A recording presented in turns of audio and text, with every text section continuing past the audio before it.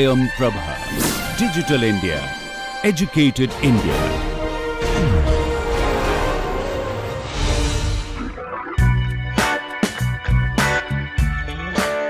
Alright, we just now saw a favorite game of most of us in childhood, Snake and Ladder, being played by two persons. Now let us play it using a computer program.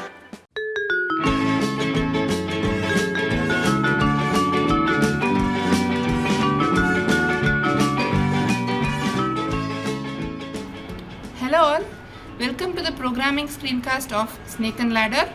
In this programming screencast, I'll take you down your memory lane where you had played one of the favorite games of, I guess, almost most of you in your childhood, namely the Snake and Ladders.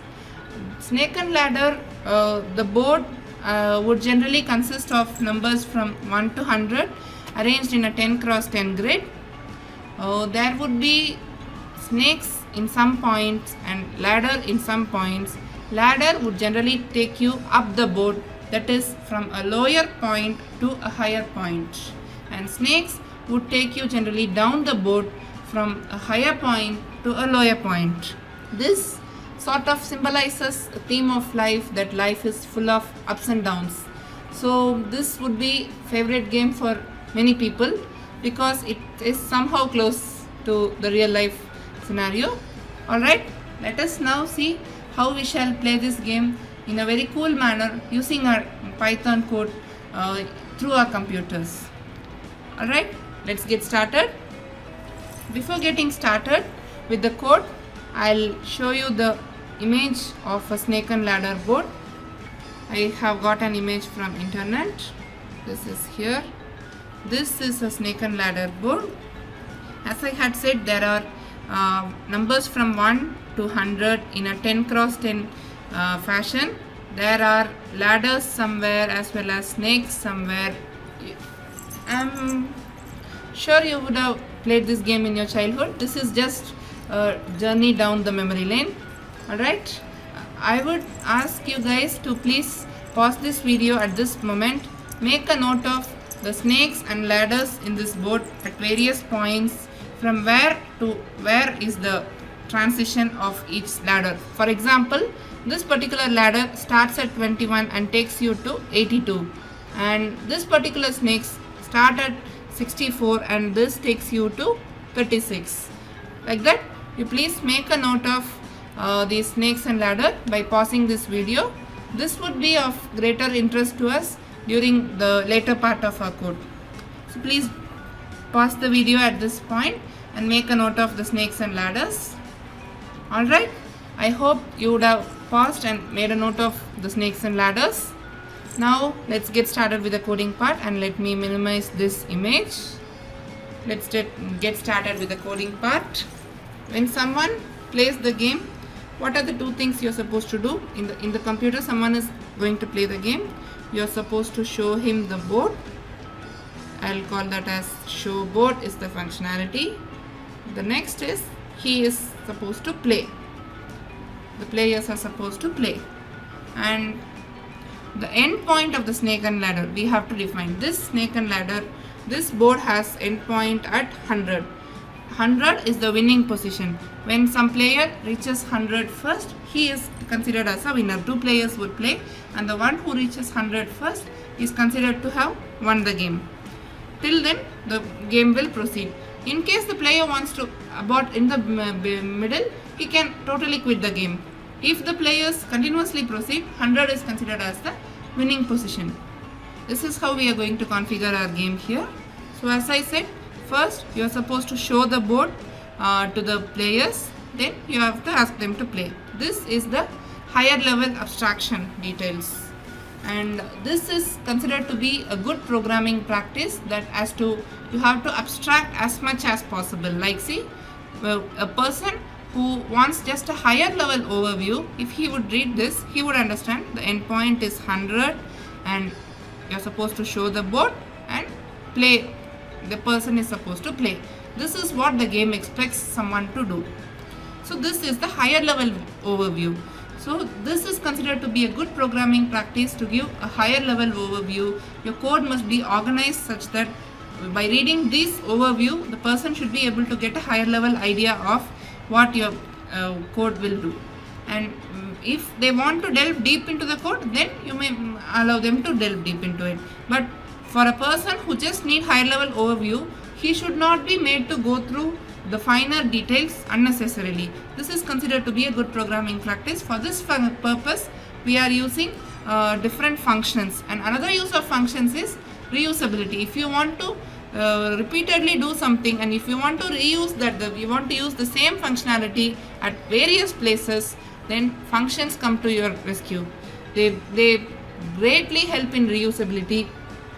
So it is a very good programming practice to use functions as much as possible, and the higher level overview must be easily obtained for anyone. So the naming of functions also, I recommend that you give such that it is easily understandable by someone. It is also, the syntactically it is correct. You can say f1, f2, f3, function f1, f2, f3 and so on. But it doesn't give the overview of what is a function may contain some 20-30 lines of code, or maybe more than that as well, as in how the requirement is. The code may grow longer and longer, that may be there.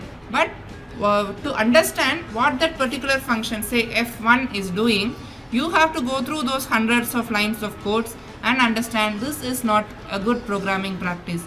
So to facilitate that, a good practice is to name the function accordingly.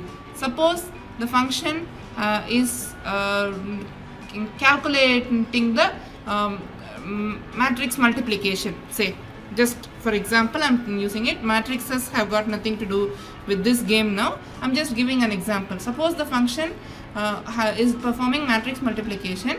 You are supposed to name it as matrix multiply. That is a good convention, so that just by the name, a person who needs a higher level overview can get it without delving deep into the code. So this is a good practice. Please make a note of it and use functions as much as possible, because it simplifies your work greatly. Alright, so now let's get started with it. We have to delve deep into the functions. Show board and play are the two functionalities, and now I need to say what this show board has to do. So let me close this image now. I don't think it is needed. Let me close this, because in show board I'm supposed to open the image again. Show board functionality, this is the functionality. This is an image file, so I have to import the image library from the package PIL import image library. This is how I have now imported the image library. So let me now open the image. img is the object that captures the image. Image dot open. Here you are supposed to give the file path where the image file is present. In my case, it is present in the same directory as that of my code, so I am just giving the file name. In case you have stored your image in a different path, please do specify the complete path so that the image shall be opened.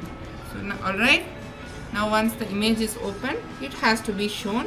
So I will say image dot show. This open, show, all these are predefined functions in the image library, and as you would see, as I had said, they have given the names such that you can understand what it does. Image dot show, there will be a lot of transformations involved in showing. From as you know, computers deal everything in terms of binary, 0 and 1s. From that to an image that is understandable by humans to transform, there are a lot of steps involved, but all these are abstracted, and what we know is if you say show, it would show the image.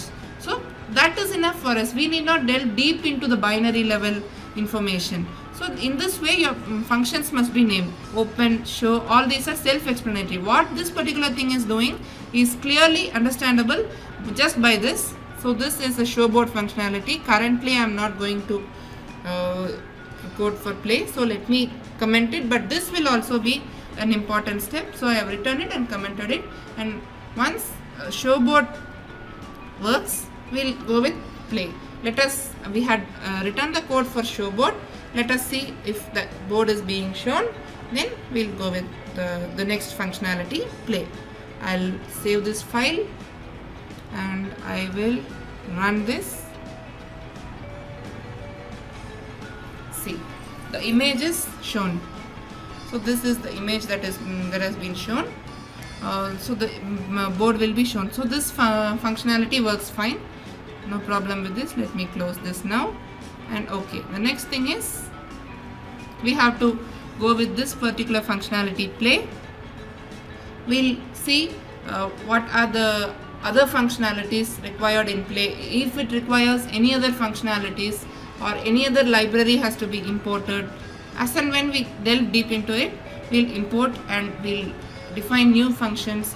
We'll make the code more readable, and if you just give this code probably to your maybe younger sibling, maybe some 10-12 years old sibling who barely understands English, that person just by seeing the names would be able to understand what are the checks that are being performed, how the flow of program is. Everything would be very clear. We'll make it in such a way, we'll modularize this program. This particular process is called modularization. Like you split a single unit of tasks into chunks. Like show board, this is one particular task, I have made it one chunk, and play is one chunk. That play may consist of some sub chunks, so we are making the functionalities into chunks so that anyone can get a higher level overview. You may even test it with someone who just understands English. With the names, they would be able to understand what is the flow of the program. You may check that. Alright, we have done with showboard functionality. Let us go into play functionality.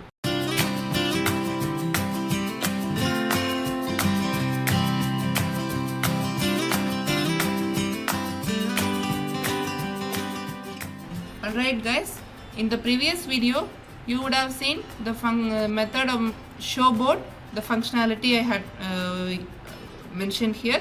I had written the code for showboard functionality so that the board is shown to the player. Now what is pending is the play functionality. Let us see what is needed in play functionality. Okay, I had commented it back then because I wanted you to show that showboard functionality works. So now play is required, so I will remove the hash so that it's no longer a comment. And now we want play functionality. Define play. Here, as I said, in this game we shall be having two players, P1 and P2. Let us say them.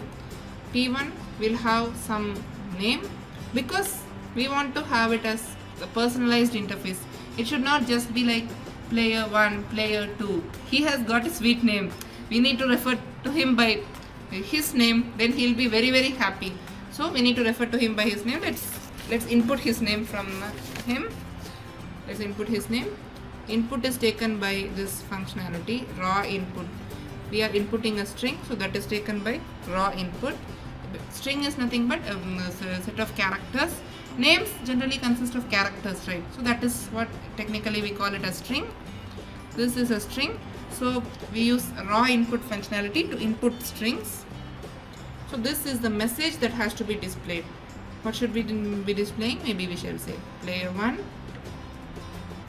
please enter your name. Looks good. Alright. The same has to be done for player 2 as well. So instead of typing it again, let me copy and paste this and do the modifications wherever needed. It is player 2's name and it is player 2. So the first would be inputting player 1's name and then inputting player 2's name. So let me comment that as well for completion's sake. Input player 1 name. This is input player 2 name. Why do we have comments is to help us understand the code at later point of time. Maybe when you are doing this now, you may find it little easier, but once you have done a sufficient number of exercises, and when you want to look back at what you had done previously, that time there may be some confusions. So to avoid that, we have comments where we write in English format that is understandable by us. We can look back to the comments and then we can get to know the syntax that has been used and all that. It would be easier for our revision if needed. So that is why we are using comments. Alright. So initially both are starting at that is they have their dice placed on the floor. That's not on the board. So they will roll the die, and based on what number appears, they will place it on the snake and ladder board. So the ground, let me denote it by 0.0. Player 1 has points 0. This is nothing but, I'll comment this as well, initial points of player 1. Player 1 has got 0.0. Alright. Okay. The same has to be repeated for player 2. So let me copy and paste it. This is for player 2. So I'll just give a summary of these 4 lines. We input player 1's name. The same we do it for player 2. Then we have set the initial points of both the players to 0. And there will be one variable which will denote whose turn it is. Let me initialize it with 0. You can initialize it with 1 as well, but in computers generally the counting starts from 0. So I have done it with 0, but it is not a mistake even if you start from 1. So the game will be played continuously. So let me say while 1. This is nothing but an infinite loop. The game would be played continuously. So I have put an infinite loop here. I guess most of you would have some confusion here that I said when you reach the end point, the game ends. But here I am saying the game will be played continuously. How is that possible? You would have, is it not contradicting? This is a doubt you may have. So it will become clear as the code proceeds. There is a check inside whether endpoint has been reached or not. If endpoint has been reached, then we will break this loop. Break this loop is nothing but we come out of the game. That is what we call as break this loop. This is a infinite loop that will be broken. That is, the game would end when you reach the endpoint. That check would be performed at a later point. Alright. So turn 0 is for player 1. So I would check. Turn 0 is for player 1. Turn 1, then I will increase the value of turn by 1. I will increment it by 1. So turn will become 1. Turn 1 will be for player 2. Turn 2 will again be for player 1. Turn 3 will be again for player 2. So every turn is alternated. So if you would observe the pattern here, turn 0, 2, 4, 6 and so on are for player 1, and turn 1, 3, 5, 7 and so on are for player 2. This could be abstracted in this way, that you take the value of turn, you divide it by 2 and take the remainder. If that is 0, that is the turn of player 1. Otherwise, it is the turn of player 2. So to check the remainder, we have the operator mod, which is denoted by percentage. We will be using that now. If turn mod 2 equals 0. Note that a single equal to is assignment. That is nothing but you are assigning the value as zeros. Let the value be anything, I don't care. I want it to be 0. Then you have to use a single equal to. Here you want to check the equality. I don't want to change the value. I want to fetch that value. I want to compare it with some standard value. In that case, you have to use a double equal to symbol. Please note this point. Okay. If that is the if this is the turn, then this is player 1's turn. Player 1's turn. This is alright. This has to be notified to the player. So I will print a message. Player 1 name. His name has to be mentioned. I will say your turn. Player 1, this is your turn. A message has been put. And I had said the player may want to quit the game in the middle as well. We have to give him this option. Till you reach the points 100, I don't want to continue. I want to quit it. Even that option will have to be given to him. So that this will give a more personalized feeling. That is why we are giving this option as well. So that I will take it as his choice. So C, that is nothing but ask players approval to continue. Ask players wish, players choice, let me say that as players choice to continue. This is what we'll be doing next. Let me call this as C. C for choice, or whether he wants to continue. You can take it anyway. I'll just call this C, or you can name it as choice as well. That is up to you. I'm using C. Input. See, that was in the function I have used previously, raw input. That was a specialized function to input strings, nothing but something like name or your address, something like that. To input that, you will use raw input. Here I will ask a 1 or a 0. A 1 will denote he wants to continue, 0 will denote he wants to quit the game. So I would input his choice. I'll have to say him press 1 to continue and 0 to quit. So I will get his input. If his choice is 0, if the choice is 0, I will have to show the scores and I will have to quit the game. So let me show the scores. The points is stored in PP1 and PP2.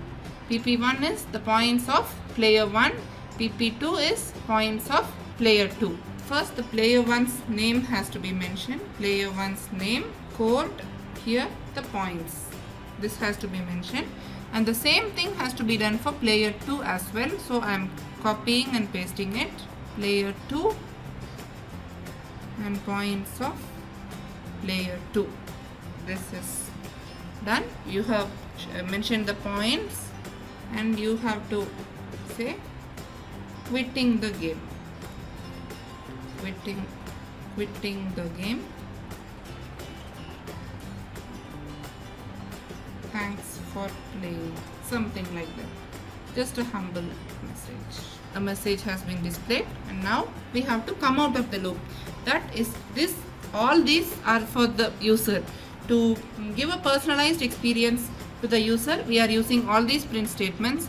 But what is the instruction to be given to the computer to get out of the loop is this statement, break.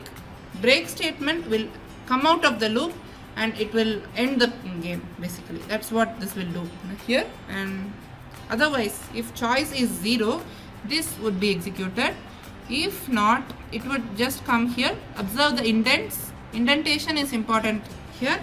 It is in the same level of if. So if C equals to 0, this check would be made. If the user hasn't pressed 0, that is he doesn't want to quit, it would come directly to line number 40 here, which is in the same indent level.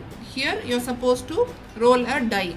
When you roll a die, you would get some number. That let me store it in a variable called dice. So to roll a die, to simulate this, what happens when you roll a die? Some random number from 1 to 6, something from 1 to 6 would come when you roll a die. So to simulate this, what should I give the instruction to the computer is, you pick a random number from 1 to 6. To give this instruction, I have to use this random package. Random library has to be imported. So I will say import random. This is the library that is needed. Since we needed it, we have imported it here. Now I will say random dot, the functionality is randint. This is the functionality randint. This requires you to give the endpoints, that is what should be the start value and what should be the end value. The start value is 1 in our case and end value is 6. This particular functionality would generate a random number from 1, 2, 3, 4, 5, 6. This is what this particular functionality is doing. You generate a random number. This is basically a simulation of rolling a die. Alright, we have generated a random number. Now you are supposed to display what was showed by the dice. Print dice showed the points. That is captured by this variable dice. So dice showed this point is printed to the user. And now once the die has been rolled, you have to add that many number of points to your already the points whatever you have. To that you must add this points. So let us do that. P1, this variable PP1 stores the points of player 1. This is nothing but whatever is the point, take it, you add the value of dice. So that will be your new points. And when you are playing the snake and ladder, sometimes it may happen that when you reach some position, there may be a snake or there may be a ladder. So accordingly, your points will increase or decrease. The change has to occur. So to simulate that, let us say the points 1 is nothing but you check if there is a ladder at this particular points. If you would think, why do I pass the same parameter here and here, is this particular line, what it does is it will add the points. Here I guess the name would clarify, so comments is not needed. But why do we pass this here and here, I will explain. This is the place where you have landed after rolling the die. Now you are supposed to check if that particular position has got a ladder. If that has got a ladder, your points, this particular value of value of PP1, the points is no longer valid. Some higher points you would get. So that higher value of points would be stored here. So that is why we are using the same variable PP1 in both the places. I hope it is clear. It will be clear when we delve deep into this particular functionality, check ladder. This may be a ladder, a positive thing which will increase your points, or it may happen that it is a snake. Check if it is a snake of the same way. Check ladder and check snake are two functionalities which we will define later. These are the things that we have to do, and sometimes it may happen that in some points you are at, say, at 95, you are at the position 95 and your die showed 6. So when you add here, 95 plus 6 is 101, but your the board has just 100. So what will you do then? You will stop at 100 and you will say that you have won. So that particular check has to be done here. Sorry, this is, I'm sorry for this. This is the same player 1's points has to be changed. I'm sorry for that. And here, as I had said, you have to check in case during this addition process, have you gone beyond the endpoint. So in that case, you must come back to the endpoint. So that check let us make. If the points of player 1 has exceeded endpoint, then you are supposed to say you bring it to endpoint. That is 95 he was present, 6 came up, so he is supposed to go to 101. Since the board ended at 100, you stop at 100. That is what we are simulating here. This is to the functionality here is check if the player goes beyond the board. Beyond the board. This is being checked here. Alright. Now you are supposed to print him his score as of now. You say his name, player 1 name, your score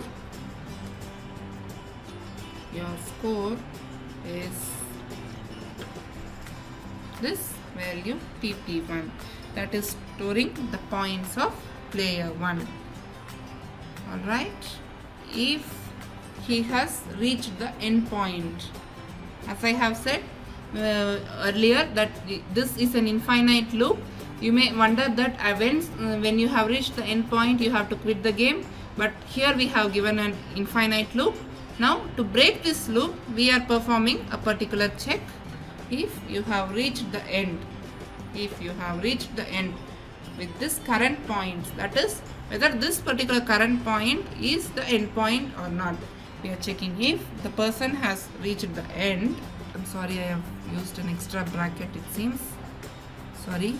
If it's just a space, if this particular player has reached the end, you are supposed to print the message player 1 name, his name you are supposed to give, and 1 player 1, this person has won the game. You are supposed to display it, and once you have displayed it, you come out of the loop, you break that.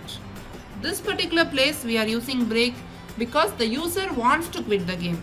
Here we are breaking, that is here we are quitting the game because one person has reached the end point. This is the check for player 1. This is a player 1's turn. Anything may be possible, right? Player 1 may reach the end point or player 2 may reach the end point. So we will perform all these checks in player 2 as well. Alright, let's get back to this. If turn, then else. All this whatever we had done are for player 1. The same has to be repeated for player 2. So let us copy paste everything. Copied. Okay. Let me paste here. This is for player 2. Player 2. You modify everything to player 2. Player 2. Player 2. Sorry, this is player 1. I'm sorry for this because here the player wants to quit and we are supposed to display both their points. This is player 1 and player 2, and now here it is player 2 is playing, so his points are to be added. So player 2, player 2, alright, player 2, player 2, player 2, player 2, player 2, player 2, player 2, player 2, player 2. Alright, so we have given a rough overview of the game. Let us save this up to here. I'll give you a summary of what has happened till now. We have inputted the name of two players. We have initially set their points to 0 and we have some variable called turn which will actually keep track of who has to play now. And the turns 0, 2, 4, 6 and so on are for player 1, 1, 3, 5, 7 and so on are for player 2. To keep track of that, we are using this particular operator modulo denoted by percentage, which will return the remainder after division. So we are dividing it by 2. If the remainder turns out to be 0, it is player 1's turn, otherwise it is player 2 turn. So one thing I guess I skipped here is I should have incremented the turn. Yeah, I should increment the turn, right? Once one player has done, I should give the chance to the next person. So for that I need to increment the turn. That I have to do. I have done that. Alright.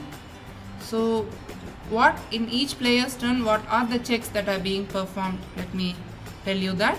First, we say that it is his turn. We are asking if he wants to continue or quit. If he is quitting, we specify the status till now as to how many each person has scored, and we are quitting the game. In case he wants to continue, we are rolling a die. Die would give you a number from 1 to 6, some random number. That number is added to his points, and then it is possible that at that particular position there may be a snake or a ladder. We will be performing a check there if that is a snake or a ladder, and appropriately the points would be changed. And in case during the process of rolling a die the points exceeded the end point, as I had given an example earlier, if the position was 95 and the die showed up 6, the addition would give you 101, whereas your board just has 100. So the end point exceeded. So in that case we should bring back to end point. So this check has been performed here, and after that, after performing all the check, after performing the normalization part, we are displaying his score, and we are checking if that particular position is the end point or not. If the person has reached the end point, we declare that this person has won, and here we quit the game. The quitting here is due to the user's choice. The quitting here is due to reaching of end point. That is the difference here. The same thing is done for player 2 as well. Alright, so the higher level overview of what play does is given to you, and check snake, check ladder, reached end, these are the 3 functionalities we have defined here. That is, we have just given the names here. What this particular functionality is supposed to do, we will define later. We'll be defining in the next few minutes. Let's see to it. I hope you have understood what has happened till now. You may pause for some time, look back to what has happened. You proceed once you got all the pieces till now clear.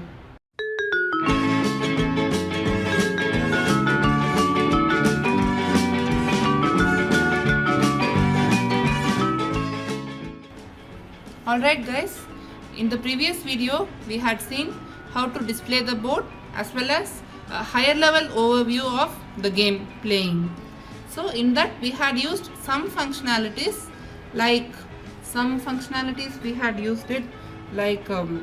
check snake, check ladder. We'll define that now. Define check snake or check ladder. Maybe let us start with it. Check snake, check ladder. Initial video I had asked you guys to make a note of all these points where ladders were there, the point where it started, the point where it ended. I had asked you guys to make a note of it. I hope you would have made a note of it. Based on that we will be writing this code. If the first ladder we saw was at 8, so we will say check ladder. This takes an argument points. So some specific point is given.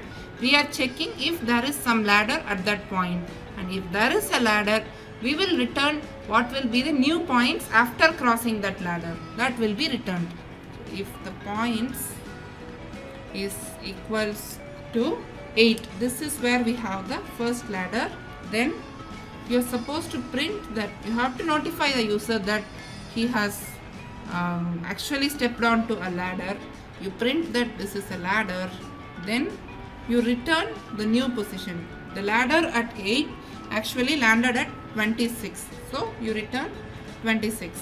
Now the next ladder is at 21. The thing is the same, so let me copy paste it, or okay, I will type print ladder. This ladder lands you at 82, so I will return 82. Alright, so the same pattern will continue for other ladders too. So let me copy paste this block. After 21, the next ladder is at 43. That is taking you to 77. The next ladder is at 50. That is taking you to 91. The next ladder is at 54. That is taking you to 93. The next ladder is at 62. It is taking you to 96. The next ladder is at 66, it is taking you to 87. The next ladder is at 80, that is taking you to 100, the end point here. If you haven't stepped into any of these points, that is, once after a die is rolled, we check whether that is a ladder point or not. These were the ladder points. If the points at which we are making a check doesn't match any of these things, that means you have not stepped into a ladder. So you get back the points what was added. You don't have any bonus. So else, this is not a ladder. Not a ladder. So you return the same points. That is, no addition of points or no increment of points. Nothing is there. No change in points. You just return back what you got. This is how check ladder functionality works. Right? In a similar fashion, we can write check snake functionality. Check snake. The first snake you have is at 44. Let me check that. If points. Alright. This even takes an argument points. At this particular point, whether there is a snake or not. If points is equal to the first snake is at 44. If that is equal to 44, you have to print a snake. You have stepped into a snake, you need to denote the player. So you have to print the snake. So snakes will bring down your points. So you will come down to 22. So that you have to return it. Else if points is the next snake is at 46, right? Print snake, and then you return the value where it takes you back. It will take you to 5, so return 5. The snake at 46 is taking you down to 5, so you are returning. So this is the pattern for all the other points. So let me copy paste this. Okay, the next snake is at 48. That will take you to 9. The next snake is at 52. That will take you to 11. The next snake is at 55. It is taking you to 7.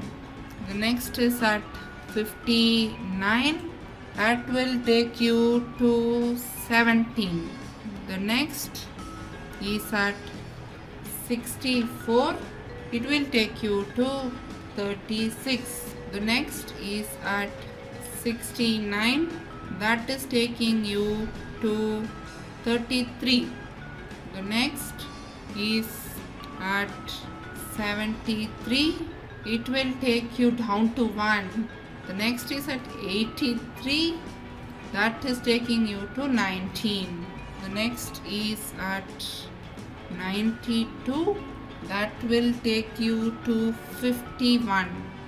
The next is at 95. It will take you to 24. The next is at 98. It is taking you to 28. Else, these are the points where there were snakes. Otherwise, you have not stepped into a snake, not a snake.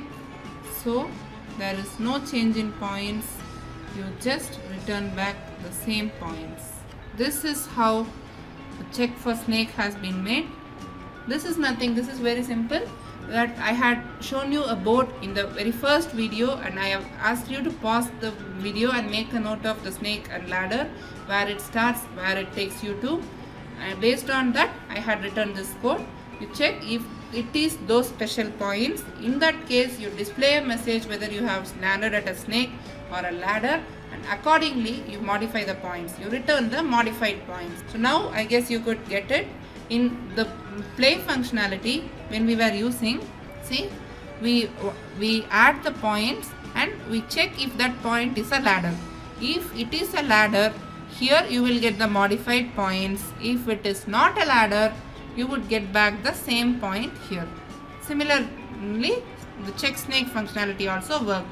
The difference is ladder takes you from a lower point to a higher point if you step into a ladder. Snake will take you from a higher point to a lower point if you step into a snake. That is only difference. If you didn't step into a snake or a ladder, you would just retain the same points. Alright. So these two functionalities are over.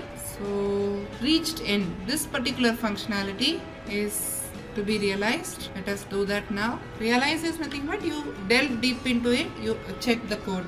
You give the code. That is what you call as realize. Reached end. At this particular points, you are checking whether you have reached end. Nothing. If the particular points is equal to the end point, you say true, else you say false. That is the logic. This is a plain thingy. There is an endpoint defined. You just check whether this given value is equal to that endpoint. If that is the case, then you return true, else you return false. This is how this works. Let me save. And I'm getting an error. Is it input only? I guess the same input will work. Input, I guess this will work. Yeah. Oh, that is raw input is for other use. I'm sorry for this confusion. This is input. Input works. Alright. So we are almost done with the code. Everything has been defined. See, the code has been modularized well. The first thing we have to do is we have to show the board, then we have to play. The next step is we are playing. First we show the board, then we play. That is what we do in this. So this is the highest level of overview. So now if you want to know what this particular show board functionality is doing is, we have an image file, we take it, open it and show the image. That is what this particular functionality show board is doing. Then the next functionality is the play functionality, which is our sort of main functionality here. What you do is you input the names of two players. You initially set their points to 0. You have some variable called turn, which denotes which player has to play now. Then you ask him if he wants to, you say that this is this person's turn, if he wants to continue or quit the game. So based on that, if he wants to quit, you quit the game there by denoting the status till now.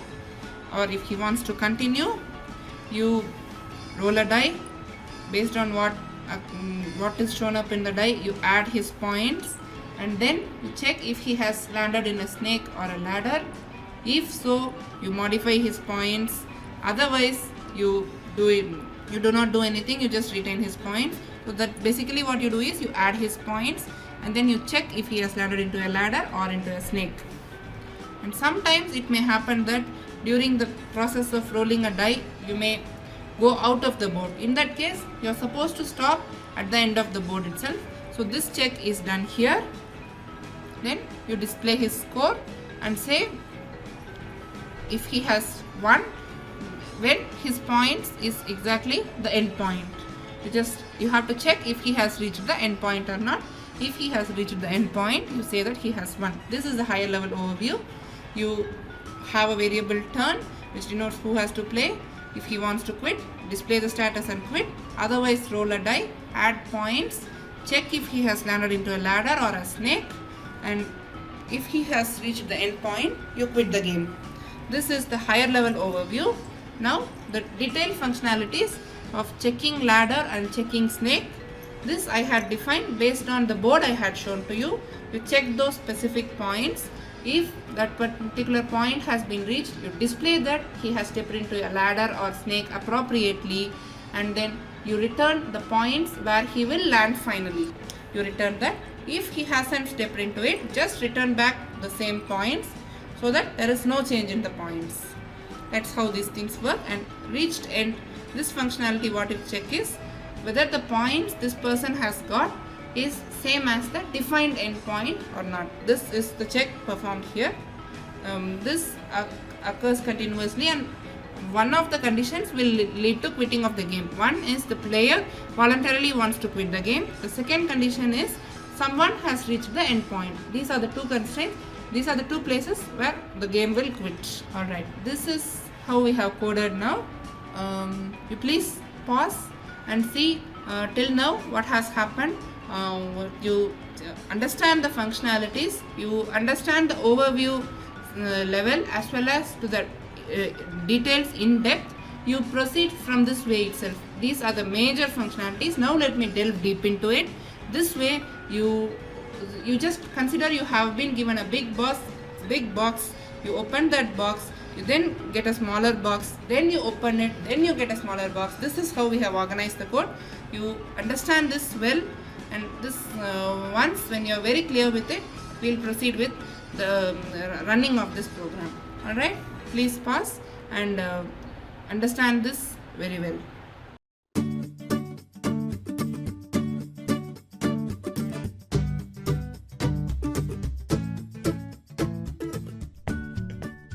Alright, till now we have coded the snake and ladder game. We have split into various functionalities for easier understanding. I hope you had revised it. You had gone through all the functionalities. You are clear with what each functionality is doing. Now let us run and see this. The board has been displayed, and here you are supposed to enter your name. So maybe let me say ABC is my first name. My first player name is ABC. The second one, let him be XYZ. ABC, this is your turn. You have to continue or you want to quit. I want to continue. The dice showed 6, and see, the initial points was 0. ABC's score is 6 now because the dice showed 6, and there was no snake and ladder at that point. So the score remained 6 only. So now this is XYZ turn. If you want to continue or quit. I want to continue. Dice again showed 6. So currently both are in the same status. Want to continue? Yes. The dice showed 3. So I am at 9. I want to continue. Yes. Both are at the same place. Yes, I want to continue. It's getting interesting. I want to continue. Wow, now here the player 2 has an upper hand. This is going interesting. You can play on and on the whole day. Good luck. You have got a great pastime now. Great, guys. Now let me quit this, but I'm gonna play this tonight. I don't think I'll sleep tonight. This is so good. I'm so happy with this. I'm gonna play this. I hope you guys too enjoyed this. Thank you for watching. Have a nice day. Well, luckily with animation, fantasy is your friend, said the great filmmaker Steven Spielberg. So let us open the world of animation with our next joy, Spiral Traversing.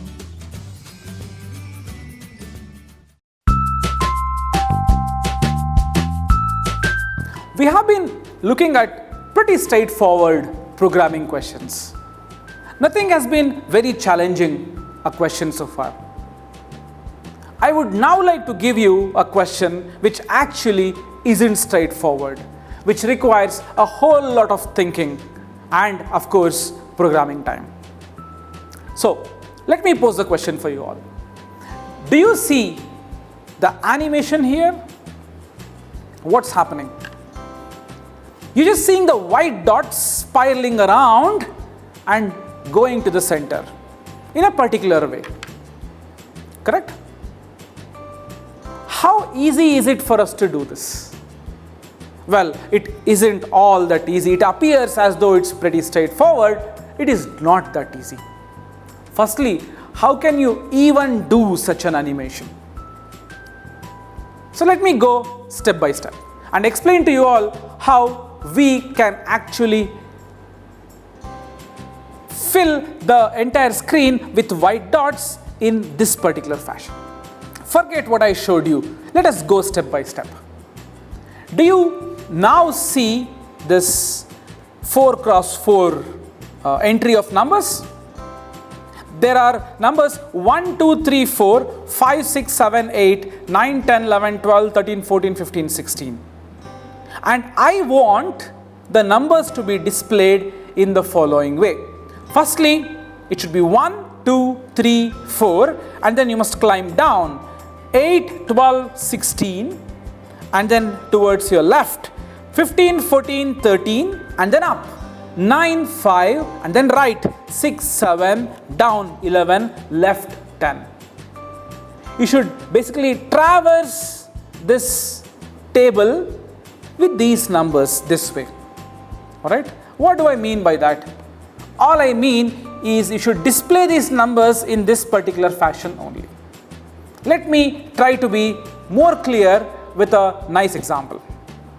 So, here is the exact question. If the input is 4, you create a 4 cross 4 table like this in your program. Don't display it, just create it. And each cell corresponds to a row and column, isn't it? Look at this first cell. It is first row, first column. I'm going to call it 1, 1. I'll create a list or maybe a tuple, whatever is comfortable for you, and then use the term 1, 1 to denote this cell. The second one, first row, second column. This will be 1, 2. Likewise, 1, 3, 1, 4, 2, 1, 2, 2, 2, 3, and so on up to 4, 4.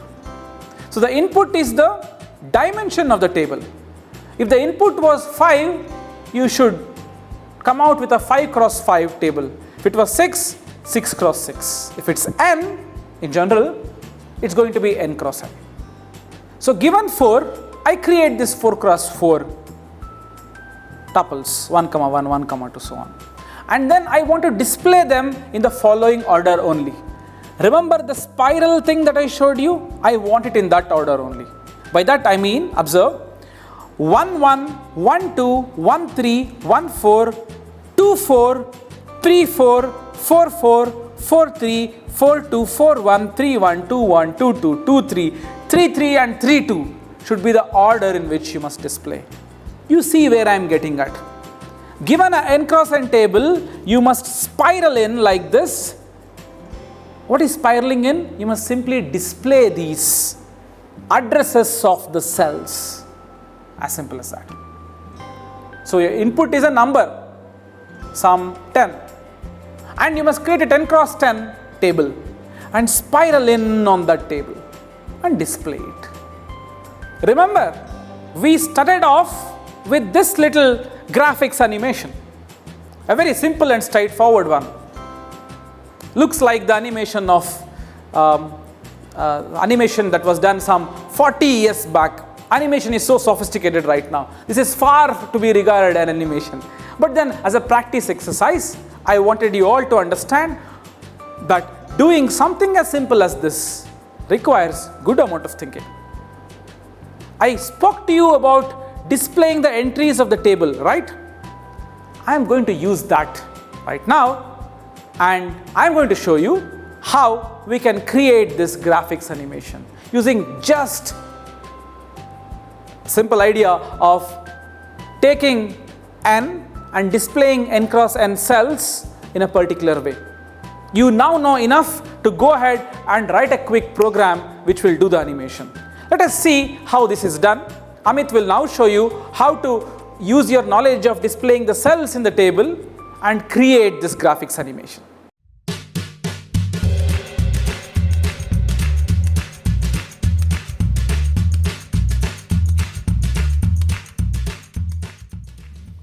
Hello guys, this video is little bit different. We are going to do some kind of animation here, and in order to do this animation, we don't need any prerequisite. We don't need to know any graphics or any other libraries. Only two things we need to understand: how to store and represent matrix in Python. Second, how to print it in different orders. So in this video, the main crux of the program is to print the matrix in spiral order.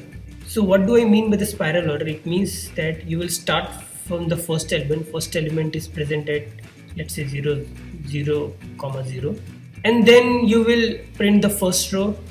Then you will go to the last column and print the last column, all the elements of last column. Then last row in reverse order, then first column in reverse order, and so on.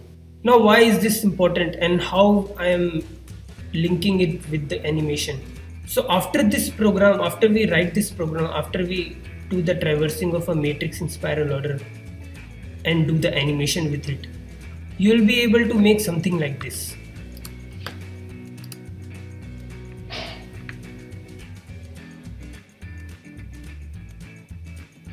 This is exactly the spiral order traversing of a matrix.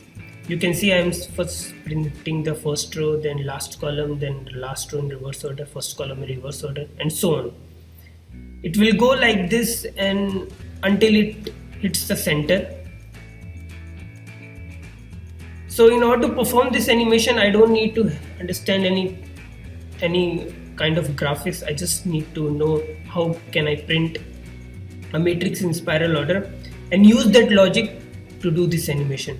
So after this video, after we write the program, you'll be able to know how can we create such kind of animation or such kind of patterns easily. So let's see this in next video.